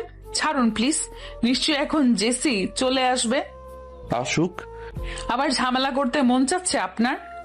কই ঝামেলা করলাম? তাহলে হাত ধরে আছেন কেন? ছেড়ে দিব? অবশ্যই। আচ্ছা দিলাম। আমি ছাড়া পেয়ে চলে যেতে নিলেই ইভান ডেকে বলল, প্রিয় বিহঙ্গ শুনো, তুমি আমার খুব শখের। শখের কোনো কিছু মানুষ পায় না, পেলেও হারিয়ে যায় আর নয়তো ভেঙে যায়। আমি তোমাকে হারিয়ে ফেলবো মনে হচ্ছে। কেন মনে হলো? মন বলল তাই। আমি চলে গেলাম। ইভান ছাদের রেলিং এ ধরে আকাশের দিকে তাকালো। আমার কথায় তার বুকের ভেতর কেমন একটা চিনচিন ব্যথা অনুভব হচ্ছে। এই ব্যথার কথা কাউকে বলাও যায় না। ইভানের কেমন শূন্য শূন্য লাগছে। আমাকে যে প্রথম ভালো লাগা তার। হয়তো প্রেম হয়নি আমাদের, কিন্তু হাজারো কল্পনা বাসা বেঁধেছে মনে। ভেবেছিলাম সব পূর্ণ করব, কিন্তু আমি যে বললাম হারিয়ে ফেলবে। না না, এরকম কিছু হবে না। ঋতু তো আমারই। এইসব বলেই মনকে শান্ত করার চেষ্টা চালাচ্ছে ইভান। দুপুর প্রায় 3:15। ড্রয়িং রুমে উপস্থিত সবাই মেহমানদের জন্য অপেক্ষা করছে। আমি একটু ভয় পেলেও এটা ভেবে মনকে শান্ত করছি যে জেসির মন এখনো ছেলে মানুষই, তাই এমন করছে। কিন্তু জেসির মা বাবা হয়তো ইভানের বাবা মায়ের মতো ভালো মনের হবে। কিন্তু আমি তখনও জানতাম যে কি ঝড় আসতে চলেছে আমাদের মাঝে। মিসেস কোহিনূর হরেক রকম খাবার দিয়ে ডাইনিং টেবিল সাজিয়ে বসে আছে। এতটা পথ জার্নি করে আসবে, আবার এখন খাওয়ারও টাইম। বাসার বাকি সবাইও তাদের জন্য অপেক্ষা করছে। তারা আসলেই একসাথে খাবে বলে। জেসি সোফায় বসে আছে তার বাবা মার জন্য। মনে মনে আনন্দ পাচ্ছে এটা ভেবে যে এবার শায়েস্তা করবে আমাদেরকে। জেসির দিকে তাকালেই আমার ভয় হচ্ছে। কিছু সময় পর মিস্টার সাখওয়াত মির্জা তার বোন আর তার বোনের হাজবেন্ড মির্জা জোয়ারদার রহমানকে নিয়ে বাসায় পৌঁছালো। রুমে ঢুকেই জেসি দৌড়ে এসে বাবা মাকে জড়িয়ে ধরে ন্যাকা কান্না শুরু করলো।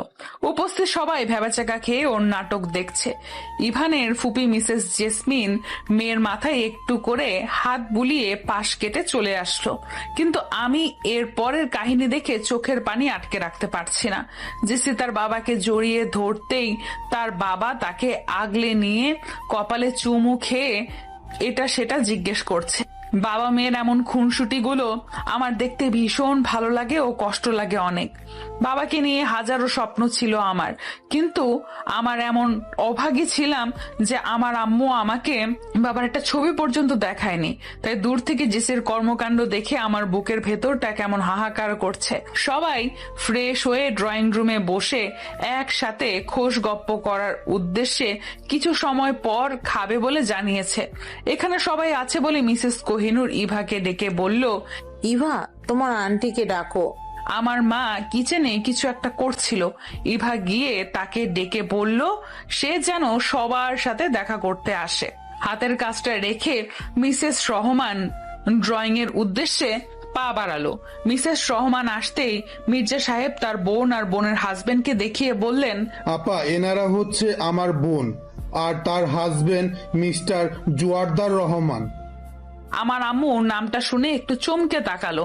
তাদের দিকে তাকাতেই চোখ আটকে গেল। উপস্থিত সবার দৃষ্টি তখন ওনার দিকেই। মির্জার জোয়ারদার রহমানও ওনাকে দেখে চমকে উঠলো। তার চোখ দেখে মনে হচ্ছে উনি পালাতে চাচ্ছে। আমি কেবল ফ্যাল ফ্যাল করে দেখছি আর বোঝার চেষ্টা করছি যে হচ্ছেটা কি। সমস্ত রুম জুড়ে নীরবতা। আমার আম্মু দাঁড়িয়ে থাকা থেকে ঢলে পড়ে গেলেন মেঝেতে। আমি যথাসম্ভব দ্রুত এসে আমার আম্মুকে জড়িয়ে ধরলাম। কি হয়েছে আম্মু, কি হয়েছে তোমার? একটু পানি। শম্পা, একটু পানি নিয়ে আয় না। শম্পা দৌড়ে গিয়ে টেবিল থেকে এক গ্লাস পানি এনে আমার মাকে পানি মুখে দিয়ে বলল, একটু একটু করে খাও আন্টি। একটু পানি মুখে নিয়ে আম্মু উঠে বসার চেষ্টা করলো। আমি আমার মায়ের এই অবস্থা দেখে কান্না করা শুরু করে দিলাম। কাপা কাপা হাতে আমার মা আমার গালে হাত রেখে বলল, কি হয়েছে মা? কিছু হয়নি তো? কান্না করছো কেন? তোমার হঠাৎ কি হয়েছে আম্মু? কিছু না মা, মাথাটা ঘুরছে। আমার প্রেশারের সমস্যা আছে জানিস না। আমাকে বাসায় নিয়ে চল। উপস্থিত সবাই ব্যাপারটা ঘাবড়ে গেল। এখানে সবাই যথেষ্ট ম্যাচিউর, তাই তাদের কারোরই বুঝতে অসুবিধা হলো না যে ব্যাপারটা আসলে অন্য কিছু। মিস্টার জোয়ারদার রহমান অস্বস্তিতে পড়ে গেলেন। তার কি করা উচিত বা কি বলা উচিত না তিনি বুঝতে পারছেন না, তাই চুপটি করে এক পাশে বসে আছে। যদিও কারোর নজর তার দিকে না, সবার নজর আমার আম্মুর দিকে। সবার মাঝে থেকে ইভান বলে উঠল, ওনাকে হসপিটালে নিয়ে যাওয়া দরকার। আব্বু, আপনি অনুমতি দিলে আমি ওনাকে হসপিটালে নিয়ে যাচ্ছি। কাউকে কিছু বলার সুযোগ না দিয়ে ইভানের ফুপি মিসেস জেসমিন কিছুটা বিরক্ত নিয়ে বলল, তোকেই কেন নিয়ে যেতে হবে? ড্রাইভারকে বল গাড়ি বের করে এসে নিয়ে যেতে। কথাটা সরাসরি আমার হৃদয়ে এসে লাগলো। তীব্র অপমানের সাথে সাথে চোখ দুটো ভরে পানি চলে আসলো। কোন রকম নিজেকে সামলিয়ে বললাম, না আন্টি, গাড়ি আর মানুষ কাউকেই লাগবে না। এতকাল আমি আমার আম্মুকে আর আমার আম্মু আমাকে সামলিয়ে এসেছি, তাই আমাদের অভিজ্ঞতা আছে, আমরাই পারবো ইনশাল্লাহ। জেসি আর তার মায়ের যেন আমার মুখের উপর বলে দেওয়া কথাগুলো ভালো লাগলো না, কিন্তু ইভান সহ তাদের পরিবারের সবার কথাগুলো ভালো লাগলেও আরেক দিক দিয়ে কষ্টও লাগলো আমার প্রতি এমন ব্যবহারের জন্য। মিস্টার সাখাওয়াত মির্জা বলল, যে যাই বলুক উনি এখন অসুস্থ। তোমরা এই মুহূর্তে এত কথা কিভাবে বলতে পারো আমি বুঝতে পারছি না। আর ইভান, তোমাকে কি আমি এই শিক্ষা দিয়েছি যে মানবিক কোনো কাজেও আমার থেকে অনুমতি নিতে হবে? ভদ্র হতে গিয়ে আবার ভদ্র হয়ে গেলা। ইভান একপাশে দাঁড়িয়ে মাথা চুলকাচ্ছে। ইভা এসে খোঁচা মেরে বলল, ভাইয়া বলছিলাম সবকিছুতে এতটা ভদ্রতা দেখাতে চেয়েও না। তোমার ভদ্রতার কারণে এখন ইরতু আপুকে অপমানিত হতে হলো। ওই দিনও তোমার জন্যই এত কিছু হলো। তুমি আসলেই একটা জাতা। মির্জা সাহেব আবারও তাড়া দিলেন যেন তাকে হাসপাতালে নিয়ে যাওয়া হয়, কিন্তু আমার আম্মু বাধা দিয়ে বলল, না ভাই, আমি ভালো আছি। হাসপাতালে যাওয়ার মতন আমার কিছুই হয়নি, আমার কেবল বাসায় গেলেই হবে। মাঝ থেকে জেসি বলে উঠল, না না মামা, ওদের যেতে দিও না। আমার বিচার শেষ হলে কেবল যেতে পারবে। তা তো অবশ্যই মামুনি। মনে হচ্ছে এই মহিলা পালানোর জন্যই অসুস্থতার ভান করছে। তা না হলে হসপিটালে যেতে চাচ্ছে না কেন? বাসায় যেতে চাচ্ছে। বাসায় তো যাবেন, তবে আগে বিচার হোক, তারপর। চিন্তা করবেন না, আপনাকে কেউ এই বাড়িতে রেখে দিবে না। বেশ অহংকার নিয়ে কথাগুলো বলল জেসির আম্মু। আমার আম্মু চোখ বন্ধ করে এই সব কিছু সহ্য করছে। আমি জানি যদি একবার দেখে যে মা মেয়ের চোখে পানি, তাহলে আমি পুরো পৃথিবীর সাথে যুদ্ধ করতেও রাজি। তাই নিজেকে স্বাভাবিক রাখার চেষ্টা করলো আর নিজের কষ্ট চোখের পানি লুকানোর চেষ্টা করতে থাকলো। উপস্থিত কেউই যে কিছু বলবে সেটারও সুযোগ পাচ্ছে না, তাই ইভান নিচু স্বরে বলল, ফুপি, কোনো ভালো মন মানসিকতার মানুষ কাউকে এভাবে বলতে পারে না। আমরা সবাই দেখছি উনি অসুস্থ। Just shut up. এখন তোর থেকে শিখতে হবে আমাকে। বড়দের সাথে কিভাবে কথা বলতে হয় সেটা জানিস না, আর এখন কি না আমাকে ভালো আর খারাপ মন মানসিকতার কথা বলছিস? বড়দের সাথে কিভাবে কথা বলতে হয় সেটাই কয়েকদিনে আপনার মেয়ের থেকে শিখে নিয়েছি আন্টি। কথাটা বলেই মুচকি হাসলো ইভার সাথে দাঁড়িয়ে থাকা শম্পা। সাথে ইভাও কিঞ্চিত হাসলো, যদিও ইচ্ছে করছে হা হো করে হাসতে, কিন্তু পরিস্থিতি হাতের নাগালের বাহিরে। জেসির আম্মু মিসেস জেসমিন আরো কিছু বলতে নিবে, অমনি তার হাজবেন্ড মিস্টার জোয়ারদার রহমান থমকের স্বরে বলে উঠল, চুপ করবে এবার সবাই। তোমাদের নাটকগুলো আর দেখতে ইচ্ছে করছে না। কিছু করার থাকলে করে ওদেরকে বিদায় করো। ওনার বলা লাস্ট কথাটাতে জেসি আর তার আম্মু একটু ভালো লাগলো, কিন্তু আমার মায়ের একদম হৃদয়ে এসে লাগলো। এভাবে বলতে পারলেন উনি? এতটা অসহ্যকর আমরা। আমি মায়ের হাতটা শম্পার হাতে দিয়ে স্ট্রং হয়ে দাঁড়িয়ে বড় করে একটা নিঃশ্বাস নিয়ে বললাম, আঙ্কেল, আমরা আপনাদের এখানে থাকতে আসিনি, আমাদের ডেকে আনা হয়েছে। কারো বাসায় ডেকে এনে এভাবে অপদস্থ করাটা কোনো ভদ্র মানবের কাজ হতেই পারে না। যাই হোক, সবাই শান্তিতে বসুন, তারপর আমার বিচারটা করুন। আমি আপনাদের এখান থেকে বিদায় হচ্ছি। আমার বাসায় ইভানের বুকের ভেতর হাহাকার করে উঠল, নিজের প্রতি ধিক্কার জানাচ্ছে। এটা ভেবে যে কেন এতটা ভদ্র হতে গেল, যে কারণে আমার হয়ে কিছু বলতে পারছে না বাবা মায়ের সামনে আর বড়দের সামনে। সবাই তো আর স্ট্রং পার্সোনালিটির হয় না। আল্লাহ সবাইকে এরকম করে সৃষ্টি করে নাই, এক একজন এক এক বৈশিষ্ট্যের হয়। সবাই সুন্দর করে বসে ঝামেলা শেষ করার জন্য প্রস্তুতি নিল। আমার এবার ভীষণ লজ্জা লাগছে নিজের কৃতকর্মের জন্য, কারণ এখন ওই দিনের ঝামেলার পুরো ঘটনা বর্ণনা দিতে হবে আর সবাই সবটা শুনবে। নিঃসন্দেহে একটা ভালো মেয়ের জন্য এটা লজ্জাজনক। মিস্টার সাখাওয়াত বললেন, জেসি বলো, তোমার কি বক্তব্য? কিসের বিচার চাচ্ছ তুমি? ইভান ভাই আমাকে থাপ্পড় মেরেছে। আজ পর্যন্ত আমার বাবা মা আমাকে গায়ে হাত তুললো না, আর উনি আমাকে থাপ্পড় মেরেছে। কতটা অপমানজনক বুঝতে পারছেন না আঙ্কেল? আমি আরো বলছি যে ইভান তোমার বড় ভাই, তাই তার অধিকার আছে তোমাকে শাসন করার। উপস্থিত সবার দৃষ্টি আকর্ষণ করে কথাটা বললেন এবং জেসির বাবা মার নিকট সমাধান চাইলেন। জেসির আম্মু চুপ থাকলেও জেসির আব্বু বলল, জেসি মামুনি, ইভান তো তোমার বড় ভাই, সে তোমাকে একটু মেরেছে, তাতে কি এমন হয়েছে? পাপ্পা তুমি এটা বলছো? সে কেন আমাকে মারবে? তার কোনো অধিকার নেই আমাকে মারার। আচ্ছা, ইভান তোমাকে কেন মেরেছে শুনি? জেসির আম্মু প্রশ্নটা করলো জেসির উদ্দেশ্যে। আমি, ইভান, শম্পা আর ইভা এবার বেশ ঘাবড়ে গেলাম। নিশ্চয়ই জেসি এবার সব কিছু খুলে বলবে। জেসি বলল, সেদিন ইভান ভাইয়াকে এত করে বললাম আমাকে একটা বেলি ফুলের মালা কিনে হাতে পরিয়ে দিতে, কিন্তু সে দিলই না। বাসে এসে দেখি থার্ড ক্লাস মেয়েটার রুমে গিয়ে তার হাতে বেলি ফুলের মালা পরিয়ে দিচ্ছে। এতে আমার রিয়াক্ট করা উচিত না? বলো তোমরা। আমি রিয়াক্ট করেছি বলে ইভান ভাই আমাকে থাপ্পড় মেরে দিল। বলেই ন্যাকা কান্না শুরু করে দিল। উপস্থিত সবাই স্তব্ধ। আমার আম্মু ইর্তিজার দিকে ঘাড় ঘুরিয়ে তাকালো। আমি ভয়ে মায়ের দিকে তাকাতে পারছি না। জেসির আম্মু বেশ চেঁচিয়ে বলল, তার মানে এই মেয়ের যত দোষ, এই মেয়ের জন্য আমার মেয়েকে ইভান থাপ্পড় মারার সুযোগ পেল। ওনার এমন উল্টাপাল্টা যুক্তি দেখে ইভান প্রায় রেগেই গেল। যখনই কিছু বলতে যাবে তাকে থামিয়ে দিয়ে তার বাবা বলল, জেসি যা বলল সব কি সত্যি? জি আব্বু। ইর্তিজার সাথে তোমার কোনো সম্পর্ক আছে? ইভান কোন রকম ভঙ্গিমা না করে সোজা বলে দিল, আমি ইর্তিজাকে ভালোবাসি আব্বু, কিন্তু তার সাথে আমার কোনো সম্পর্ক শুরু হয়নি। ইর্তিজার পক্ষ থেকে কোনো রকম সাড়া ছিল না। আমি এখানে দাঁড়িয়ে থাকার শক্তি পাচ্ছিলাম না। ইভান আমাকে ভালোবাসে এই কথা সবার সামনে বলছে, এর আগে আর বলাও হয়নি। কথাটাতে আমি আর ইভান দুজনেই নার্ভাস ফিল করছি, কিন্তু জেসি আরো বেশি রেগে গিয়ে কান্নাকাটি শুরু করে দিল। জেসিকে থামানোর উদ্দেশ্যে মিস্টার সাখাওয়াত বলল, চুপ করো জেসি, এখানে কান্না করার কি হলো? এটা আপনি কি বলেন ভাই? আপনি কি জানেন না যে আমার মেয়ে সেই ছোট্টবেলা থেকে ইভানকে কত পছন্দ করে? আর তাই তো সামান্য একটা থাপ্পড়কে হজম করতে পারলো না। সারা জীবন কিভাবে কাটাবে শুনি? ভাই, আপনি এটার সাথে সারা জীবন মিলাতে পারেন না? অবশ্যই পারি, একটু দেখলেই বোঝা যায় বাকিটা কি হবে। তার মানে আপনি কি বলতে চাচ্ছেন, ওই ফালতু মেয়েটার সাথে ইভানের বিয়ে হবে? আমি বলার কে?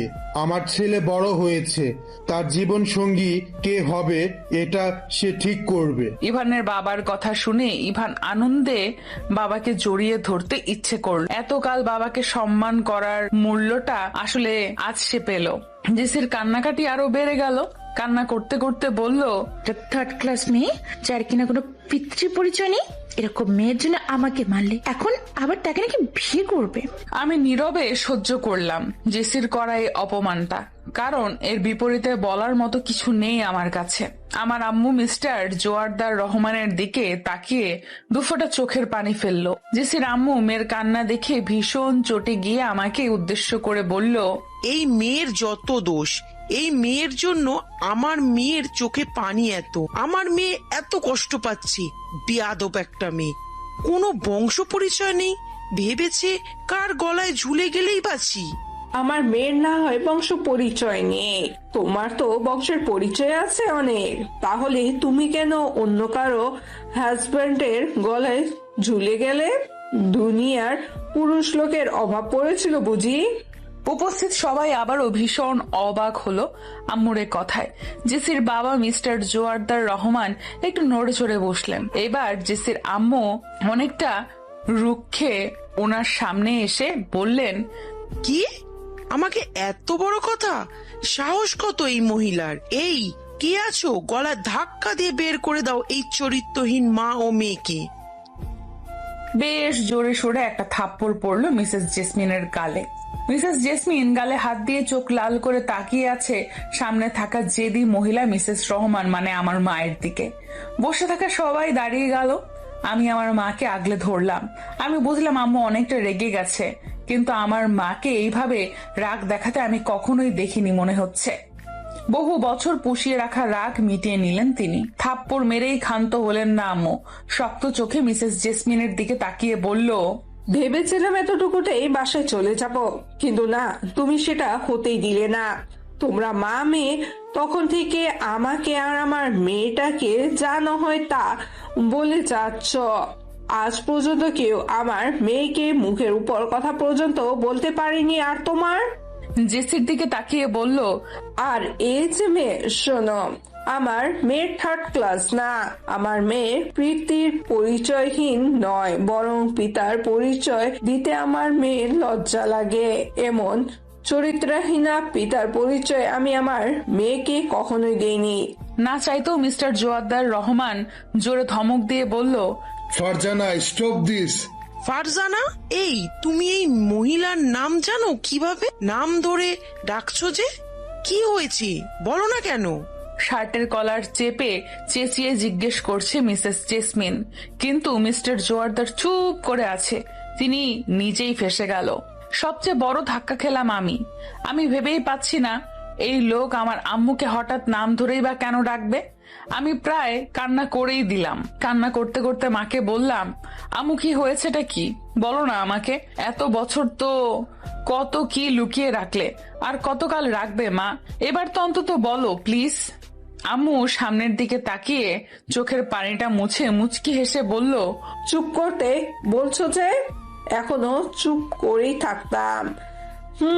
চুপ করেই থাকতে চেয়েছিলাম, কিন্তু তোমার স্ত্রী আর মেয়ে আমাকে চুপ থাকতে দেয়নি। ও আচ্ছা, আমি তাদেরকে বলছি বলে তোমার গায়ে লাগলো, তাই আমাকে চুপ থাকতে বললে? অথচ যখন ওরা আমাকে আর আমার মেয়েটাকে বলছিল, তখন নিজের স্ত্রী সন্তানকে বললে না তো চুপ হতে? আমরা বুঝি স্ত্রী সন্তান ছিলাম না? ওনার লাস্ট এই একটা কথায় পুরো ড্রয়িং রুম জুড়ে ধামাকা হাওয়া বয়ে গেল। আমি তখন থেকে কান্না করতে করতে চোখ মুখ ফুলিয়ে বসে আছি। আমার মায়ের কথা এখনো শেষ হয়নি, তার জবাব দেওয়া এখনো শেষ হয়নি বিধায় উনি সবাইকে বলেছে চুপ থাকতে আর তাকে সব কথা শেষ করতে দিতে। এবার আব্বু আম্মু আর জেসির আম্মুর সামনে প্রশ্ন করেই যাচ্ছে, এইসব সত্যি কিনা। আম্মু আবার বললেন, শোনো মিসেস জেসমিন, তুমি কি যে বললে আমি আর আমার মেয়ের চরিত্রহীনা, তাই না? শোনো, আমরা চরিত্রহীনা নই।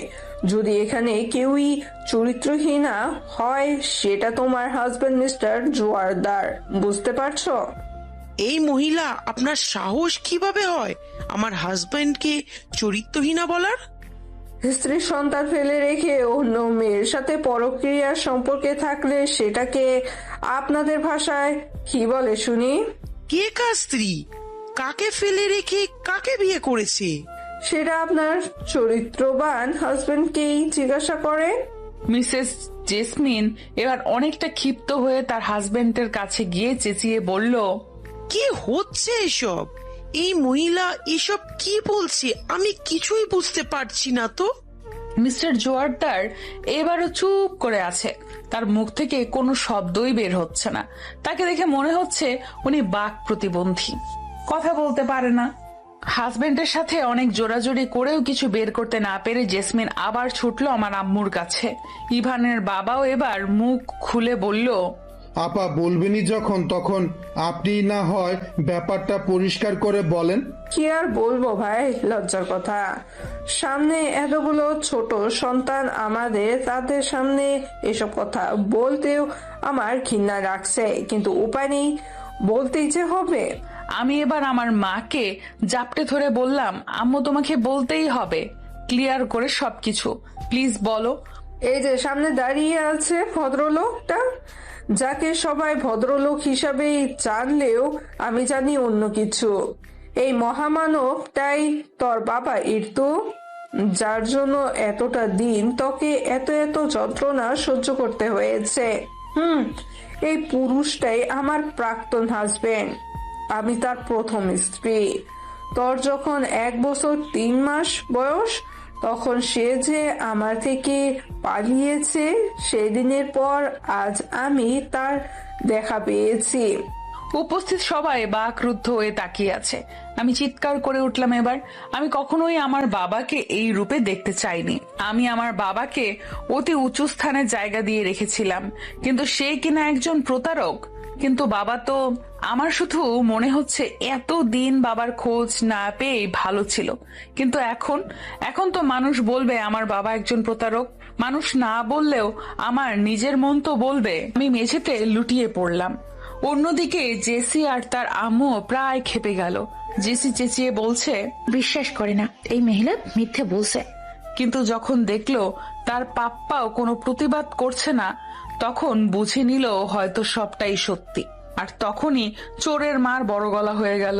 জেসমিন চেঁচিয়ে বলে উঠল, নিশ্চয়ই তোমাদের ডিভোর্স হয়ে গেছে, তো এখন কি চাই তোমাদের? কোনো রকম অধিকার চাইবে না তোমরা মা মেয়েরা, বেরিয়ে যাও এই বাড়ি থেকে। আমি এক ধ্যানে তাকিয়ে আছি এই বিশ্রী মহিলাটার দিকে। যেমন বিশ্রী ব্যবহার তার, তেমন বিশ্রী মন মানসিকতা। জেসমিনের এমন কথায় মিস্টার সাখোয়াত মির্জা মৃদু ধমক দিলেও সে থেমে নেই। সে তার গানই গাইছে। এবার খুব বিশ্রী ভাবেই বলল, তুই এসেছিস আমার হাজবেন্ডকে নিতে, আর তোর মেয়ে এসেছে আমার মেয়ের মাঝে ভাগ বসাতে। দুটোই একই চরিত্রের। ইভান এবার কিছুটা জোরেই বলল, উল্টোটা হবে ফুপি, তুমি ওই আন্টির হাজবেন্ডকে নিয়েছো আর তোমার মেয়ে চাচ্ছে তারই মেয়ের মাঝে আসতে। তবে মনে রেখো, তোমার হাজবেন্ডের চরিত্রে সমস্যা ছিল বলে এমন ভালো মহিলাকে রেখে তোমার কাছে গিয়েছিল, কিন্তু আমার চরিত্র রুচি এতটাও খারাপ হয়নি যে লক্ষ্মী রেখে এমন শাকচুন্নিকে চয়েস করব। দরকার পড়লে সারা জীবন সন্ন্যাসী হয়ে থাকবো, তাও তোমার মেয়েকে বিয়ে করব না। জেসি এবার তেড়ে এসে বলল, তোমার সাথে আমার মতো হাই লেভেলের মেয়েকে যায় না। যার রুচি এমন, তার সাথে থার্ড ক্লাস মেয়েরে যায়। মিস্টার সাখওয়াত মির্জা জেসিকে ধমক দিয়ে বলল, এমন উদ্ভট আচরণ করে নিজের নিচু মন মানসিকতার পরিচয় দিও না জেসি। আমার মেয়েকে কেন ধমকাচ্ছ ভাই? ওই মা মেয়েকে রেখে কি এখন তামাশা দেখবে নাকি? তামাশা তো তোমরা দেখাচ্ছ। যাই হোক আপা, আপনার সাথে এবার একটু কথা বলা যাক। লাস্ট কথাটা আমার আম্মুর উদ্দেশ্যে বললেন উনি। আমার আম্মু ছোট্ট করে জবাব দিল, বলে। শুনেন আপা, যা হওয়ার হইছে। এবার কথা হলো, আমার ছেলে যেহেতু আপনার মেয়েকে পছন্দ করে, তাহলে আপনার কাছে প্রস্তাব রাখছি, আপনার মেয়েটাকে আমার ছেলের জন্য দিবেন। ইভান ভাবেনি তার আব্বু এত তাড়াতাড়ি এইসব নিয়ে কথা বলবেন। তবে বোঝা যাচ্ছে তার বোনের প্রতি ক্ষোভ থেকেই এমনটা করলো। জেসির অবস্থা দেখার মতো না। জেসির মায়ের মুখ বাংলার 21 হয়ে আছে। শম্পা আর ইভার মুখে হাসির আভাস মিলেছে। তবে এরকম একটা সময়ে আমার জন্য এমন কথাবার্তা খুবই কঠিন হয়ে গেল। তাও আমি আমার মায়ের পানে তাকিয়ে আছি। তবে এরকম একটা সময়ে আমার জন্য এমন কথাবার্তা খুবই কঠিন হয়ে গেল। তাও আমি আমার মায়ের পানে তাকিয়ে আছি, মা কি বলে সেটা শোনার জন্য। ব্যাপারটা সম্পূর্ণ এড়িয়ে গিয়ে আম্মু আমার উদ্দেশ্যে বলল, মা, তোর বাবাকে দেখা হয়েছে? আমার চোখের পানি টইটুম্বুর হয়ে আছে। নিরুত্তর হয়ে মায়ের দিকে তাকিয়ে আছি। আমার থেকে কোন রকম উত্তর না পেয়ে মা এবার মিসেস মির্জার উদ্দেশ্যে বলল, আপা, আমরা আসি। আমার মেয়ে আর আপনার এখানে চাকরি করবে না। ইর্তিজা, চল, বাসায় যেতে হবে। মিস্টার সাখওয়াত মির্জার প্রস্তাব ইনডাইরেক্টলি নাকচ করাতে উনি বেশ অপমান বোধ করলো। তাই উনি আর কথা না বাড়িয়ে নিশ্চুপ হয়ে আছে। ইভান অনেকটা বাধ্য হয়েই বলল, আন্টি বাসায় যাবেন মানে? আব্বু যে বলল কিছু তো বলেন, আর প্লিজ না করবেন না। ইভানের আম্মু এবার বলল, আপা, ইর্তিজা আর থাকবে না এখানে। এটা কি বলছেন আপা? এটা কিভাবে হয়? মেয়েটার প্রতি কতটা মায়া জমে গেল। শুনেন আপা, আমার মেয়ের জীবনে তাকে কখনো আমি চোখের পানিটুকু পড়তে দেইনি কিছুর জন্য। যদি আমার মেয়ে কখনো কান্না করে থাকে তাহলে সেটা তার বাবার জন্য। আর আজ আপনার এখানে আমার মেয়ে একটুকু ভালো থাকার জন্য এসেছিল, কিন্তু সে তার সম্পূর্ণ ভালো থাকার কারণটাই হারালো। এতদিন যেই কুৎসিত অতীতটা আমি আমার মেয়েটার থেকে লুকিয়ে রেখেছিলাম, আজ সেটাও উন্মোচন হলো। আজকের মতন এত দুঃখ কষ্ট আর কান্না আমার মেয়ে আর কখনোই পায় নাই। তাই আজকেই যেন এটাই প্রথম আর শেষ দিন হয় আমার মেয়ের জন্য। এটাই আমার চাওয়া। আপনার এখানে থাকলে আমার মেয়ে কতটা ভালো থাকবে সেটা আমি মা বুঝে গেছি। আর রইল বিয়ে, আপনারা সবাই রাজি থাকলে আমি আমার মেয়েকে এই পরিবারে বিয়ে দিতে রাজি না, এবং এটা কখনোই সম্ভব না। এই পরিবারের সীমানায় আমি আমার মেয়ের ছায়াও আমি পড়তে দিব না। একপাশে এলোমেলো হয়ে বসে থাকা আমি এবার চোখ তুলে মায়ের দিকে তাকালাম। মায়ের মুখ কঠিন থেকে কঠিনতর হয়ে আছে। এবার ইভানকে একবার বোঝা যাচ্ছে ইভানের মনের অবস্থা। এতটা এগিয়ে যাওয়ার পরেও প্রিয় মানুষকে না পাওয়ার যন্ত্রণা কতটা তীব্র সেটা কেবল তারাই জানে যাদের প্রিয় মানুষকে পেয়েও অল্প ভুলের জন্য কিংবা অন্যের ভুলের জন্য হারিয়ে ফেলে। ধমকে বললেন, কি হলো, এখনো বসে আছিস কেন? চলে আয়। আমি এলোমেলো পায়ে কয়েক পা এগিয়ে গিয়ে বললাম, আম্মু, আমি একটু ওনার সাথে কথা বলতে চাই। আমার মনের অবস্থা একজন মা ভালো করেই বুঝতে পারে। তাই আম্মু মুখের কঠিন ভাব বজায় রেখেই বললেন, জাস্ট 2 মিনিট। পেছন ফিরেই সবার মাঝে দাঁড়িয়ে থাকা মিস্টার জোয়ারদার রহমানকে দৌড়ে গিয়ে জড়িয়ে ধরলাম আমি। মায়ের কাছে অনুমতি নেওয়ার সময় উনি বলাতে ইভান সহ সবাই ভেবেছিল হয়তো ইভানের কথা বলছি, কিন্তু এখন এমন কাণ্ড দেখে সবাই চমকে উঠল। আমি এসব পরোয়া করলাম না। আমি বহু বছর পর পাওয়া বাবাকে খুব যতনে জড়িয়ে ধরে কান্না করতে থাকলাম। আকস্মিক ঘটনায় আমার বাবা মিস্টার জোয়ারদার রহমানও বেশ চমকালো। এই মুহূর্তে আমার জন্য তার বেশ মায়াও হচ্ছে। এমন সময় হিংসায় জর্জরিত হয়ে জেসি এসে আমার হাত ধরে টেনে ধরে বলল, এছাড় তুই আমার বাবাকে জড়িয়ে ধরেছিস কেন? এটা শুধু আমার পাপ্পা। একটু জড়িয়ে ধরতে দে না বোন, এতদিন তো তুই পেয়েছিস বাবার আদর, আমি তো আর কেড়ে নিচ্ছি না। সবাই প্রায় কেঁদেই দিল আমার এমন পাগলামো দেখে। এই মেয়েটা বাবার জন্য কত কি করছে, কত কটু বাক্য, কত আনন্দ উল্লাস, কত স্বপ্ন, কত আশা আকাঙ্ক্ষা ভাত দিয়ে দিয়েছে। এই সব কিছুর সাক্ষী একমাত্র শম্পা। আমার আহাজারি শুনে জেসি ফের বলল, ছাড়, নাকা কান্না করবি না একদম। তোদের শুধু সব ধান্দা। আমি তোদের মামের নাটক বিশ্বাস করিনি। মিস্টার জোয়ারদার এবার জেসিকে একটা ধমক দিয়ে বলল, চুপ করো জেসি। আমি যেন একটু আশকারা পেলাম। হ্যাঁ, এই আহ্লাদি পনাটাই তো চাইতাম আমি। হয়তো বাবা আমাকে সবকিছু থেকে আগলে রাখবে, বাবার রাজকন্যা হব আমি। কান্না করতে করতে ফুপাতে লাগলাম। বাবা এবার হালকা করে আমার মাথায় একটু হাত রাখলো। আমার কান্না যেন এতে আরো বেড়ে গেল। সকল লাজ লজ্জা ভুলে গিয়ে ছোট্ট মেয়ের মতো বাবার বুকে মাথা ঠেকিয়ে বাবা বাবা বলে ফুপিয়ে কান্না করছি। বাবা মাথায় হাত রাখায় একটু ভরসা পেয়ে বাবার প্রতি থাকা সব অভিযোগ এর খুলি নিয়ে বসলো। জানো বাবা, সেই ছোট্ট কাল থেকে মাকে কতবার তোমার কথা জিজ্ঞেস করেছি, কিন্তু মা তো তোমার ব্যাপারে কিছুই বলে নাই আমাকে। জানো বাবা, তোমাকে এক নজর দেখার জন্য আমার দু চোখ অধীর আগ্রহে থাকতো, কিন্তু তোমাকে এভাবে দেখতে চাইনি আমি। বাবা জানো, সবাই আমাকে কত কথায় যে শোনাতো তুমি নেই বলে। তুমি কেন এই জাহান্নামে আমাদেরকে ছেড়ে চলে গিয়েছিলে? কি দোষ ছিল বাবা আমার? তুমি চাইলে পারতে আমাদেরকে সুন্দর একটা জীবন দিতে, বলো পারতে না বাবা? বাবা চুপ করে আছে, তার কাছে যে কোনো প্রশ্নের উত্তরে জানা নেই। আমি আমার বাবার বুক থেকে ঠেলে মেঝেতে পড়ে চিৎকার করে বলে উঠলাম, জানো, পৃথিবীর নিষ্ঠুরতম মানুষজন যারা আমাকে বলতো আমি পিতৃহীন, পরিচয়হীনা, দেখো তোমরা, আমি পিতৃহীন আর না, আমার বাবা আছে। এই যে এই সুদর্শন পুরুষটাই আমার বাবা, যে আমাকে জন্ম দিয়েছে কিন্তু পিতৃতান্ত্রিক কোনো আনন্দ দেয় নাই। এইটা তার দোষ নয়, এটা আমার কপালের দোষ। আমার কপালে ছিল না। আমার আহাজারিতে পুরো ড্রয়িং রুম স্তব্ধ। কেউই যে আমাকে সান্ত্বনা দিবে সেটাও পারছে না, কারণ একজন আমার এমন অশান্ত রূপ দেখে হতবাক হয়ে তাকিয়ে আছে। ইভান তার কষ্ট ভুলে গিয়ে আমার দুঃখে দুঃখিত হয়ে ঠায় দাঁড়িয়ে আছে। এলোমেলো ভাবে মেঝেতে বসে থাকা আমার মাথায় দ্বিতীয়বারের মতো হাত রেখে বাবা বললেন, আমাকে ক্ষমা করে দিস মা, আমি চাইলে তোকে সুন্দর একটা জীবন দিতে পারতাম। ভীষণ আফসোসের স্বরে কথাটা বলেই উনি ড্রয়িং রুম ত্যাগ করে চলে গেলেন। আমি এখনো ওইভাবেই বসে আছি।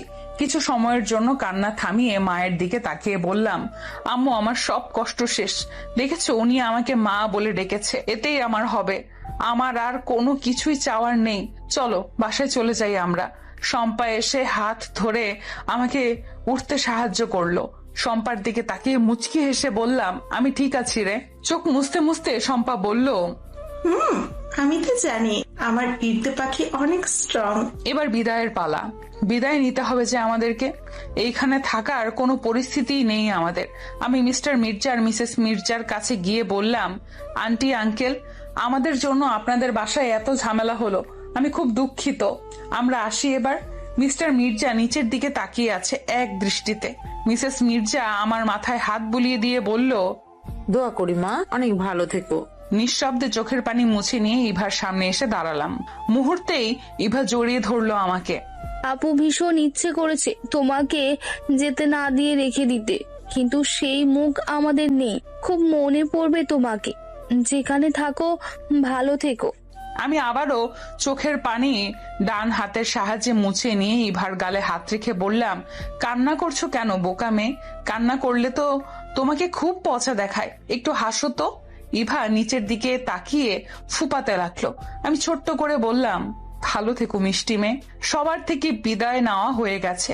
মিসেস রহমান অল্প দূরে দাঁড়িয়ে মেয়ের আহাজারি দেখছে। এবার ডেকে একটু তাড়া দিয়ে বলল, ইর্তিজা হয়েছে তো, আসো এখানে, আমার দম বন্ধ হয়ে আসছে মা। মায়ের দিকে চোখ তুলে তাকাল, চোখের পানি মুছতে মুছতে বলল, এই তো আম্মু, শেষ, আসছি। সবার পেছনে এক কোনায় দাঁড়িয়ে আছে ইভান।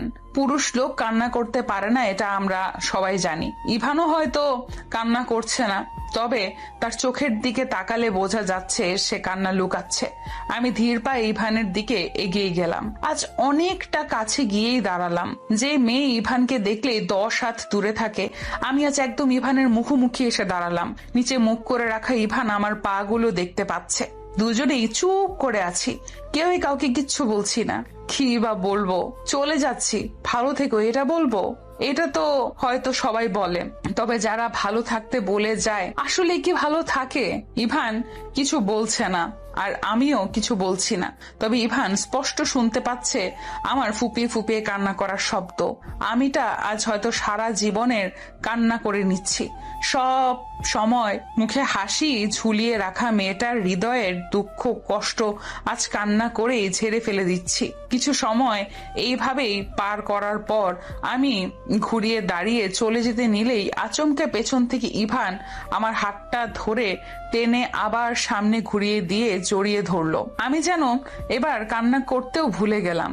আমি প্রায় পাথর হয়ে গেলাম। আমি কান্না করতে না পারলেও ইভান এবার কেঁদেই দিল। কান্না ভেজা কণ্ঠেই বলল, আমার ইর্তু, তুমি আমারই। চলে যাচ্ছ বলেই যে আমি তোমাকে হারিয়ে ফেলবো, এটা আমি এখনো ভাবছি না। আমার নামে কেউই হলে সেটা কেবল তুমি, তা না হলে আর কেউই না। ইভানের কথা শেষ না হতেই মিসেস রহমান মানে আমার মা আমাকে হাত ধরে টেনে নিয়ে গেল ইভানের কাছ থেকে। আমি যে কিছু বলবো সেই সুযোগটুকুও দিল না। আমার যাওয়ার পানে এক দৃষ্টিতে তাকিয়ে আছে ইভান। এলোমেলো পায়ে হেঁটে ইভানের চোখের সামনে থেকে অস্পষ্ট হচ্ছে আমি, আর মনে মনে নিজের জীবনকে ধিক্কার জানিয়ে বলছি, কেন এমন জীবন হলি? একটু সুখ কি আমার জন্য ছিল না? হয়তো ছিল না। ইভান আর আমার বিচ্ছেদের সাক্ষী হয়ে রইল সম্পূর্ণ মির্জা বাড়ি। সমাপ্ত।